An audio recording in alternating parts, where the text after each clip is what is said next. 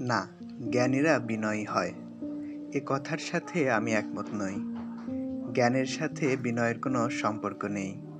বিনয়ী মাত্রই জ্ঞানী নয়, বরং বিনয়ী হল অজ্ঞানতা ঢাকার একটি প্রাচীন কৌশল। এটি এক প্রকার অভিনয়, যা দিয়ে নিজের সম্পর্কে অন্যের কাছে সত্য গোপন করা হয়। নিজেকে ইচ্ছে করে ছোট করে দেখা, নিজের সক্ষমতা ও মূল্য সম্পর্কে সারাক্ষণ অস্বস্তিতে ভোগা, সর্বদা এক ধরনের সেলফ ডিনাউন্সমেন্টের মধ্য দিয়ে যাওয়া, এটিই বিনয়।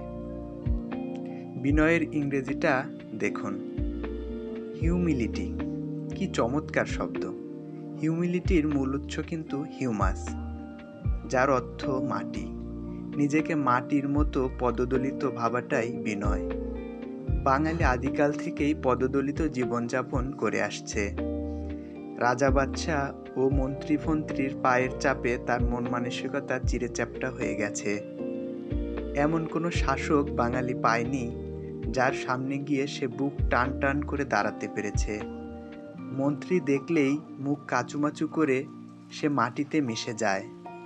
তার কবিতা ও গান ভরে চরণধূলি নামক একটি শব্দে। পদধূলি তার খুব পছন্দ।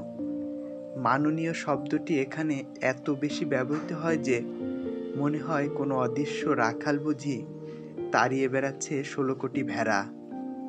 কান পাতলেই শোনা যায় স্যার স্যার স্যার স্যার। সে হিসেবে আমি বিনয়ী নই, কারণ আমি অভিনেতা নই। কাউকে যাচাই বাছাই না করে সম্মান করি না। আমার মনে পড়ে না সর্বশেষ কবে কাকে মাননীয় ডেকেছি। কারো সাথে ভালো ব্যবহার করা, হাসি মুখে কথা, এগুলো বিনয়ের অংশ নয়। এগুলো সাধারণ সৌজন্যতা, সাধারণ ভদ্রতা। কিন্তু আমরা এতই অভদ্র, এতই শিষ্টাচার বর্জিত যে সাধারণ ভদ্রতা আচরণকেও এখানে বিনয় বলে ভুল হয়। যাকে চিনি না, জানি না, যার সাথে কোনোদিন ভালো মন্দ আচরণই করিনি, সেও বলছে আপনি তো বিনয়ী নন। বিনয়ের জন্ম স্লেভ মোরালিটি থেকে। আমি কি স্লেভ? কারো সাথে কি আমার দাসপ্রভু সম্পর্ক আছে? কারো সাথে কি আমার খারাপ ব্যবহার করেছি? চড়-থাপ্পড় মেরেছি? গালিগালাজ করেছি? মামলা ঠুকেছি? বাড়িতে বেড়াতে এলে কাউকে না খাইয়ে ছেড়েছি? তারপরও রিকশাওয়ালাকে কিলঘুষি মারা লোকজন এসে বলছে আপনি তো বিনয়ী নন। কারণ আমি তাদের পীর বা প্রভুর ভাবমূর্তি ক্ষুণ্ণ করেছি। দাসের সামনে যেমন প্রভুর সমালোচনা করা যায় না, মুরিদের সামনেও তেমনি পীরকে দুই কথা বলা যায় না। বললেই শুনতে হয়। জ্ঞানীরা বিনয়ী হয়। নির্বোধ বিনয়ের চেয়ে চক্ষুষ্মান অহংকারী যে উত্তম, সে খবর বাঙালি রাখে না। মানুষের অহং থাকতে হয়। যে একবারেই অহংশূন্য, সে শরীর বয়ে বেড়ায় মানুষের, কিন্তু আত্মা বয়ে বেড়ায় ইতরের।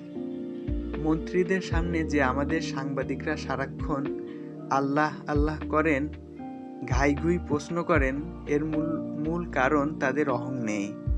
অহংহীন মানুষ ইঁদুরের সমান। তাহলে কি আপনি মানুষকে অহংকারী হতে বলছেন? না, তা বলছি না। অহং ও অহংকার এক জিনিস নয়। অহংকার একটি বদগুণ। অহং হলো স্বাভাবিক আত্মমর্যাদা, যেটি মানুষকে সৎ থাকতে সাহায্য করে, ক্ষমতা ও লোভের পায়ে লুটিয়ে পড়তে নিষেধ করে। সারাক্ষণ কারো প্রশংসা করা বিনয়ের লক্ষণ নয়, এটি সুবিধাবাদ ও চাটুকারিতার লক্ষণ। অহংকার এক প্রকার ভান, যা দিয়ে তিলের সমান ব্যক্তিরা তালের আকার ধারণ করেন। কেউ আত্মবিশ্বাসী, একা একা চলেন, কারো ধার ধারেন না, চুপচাপ থাকেন, কথা কম বলেন। এর মানে এই নয় যে তিনি অহংকারী।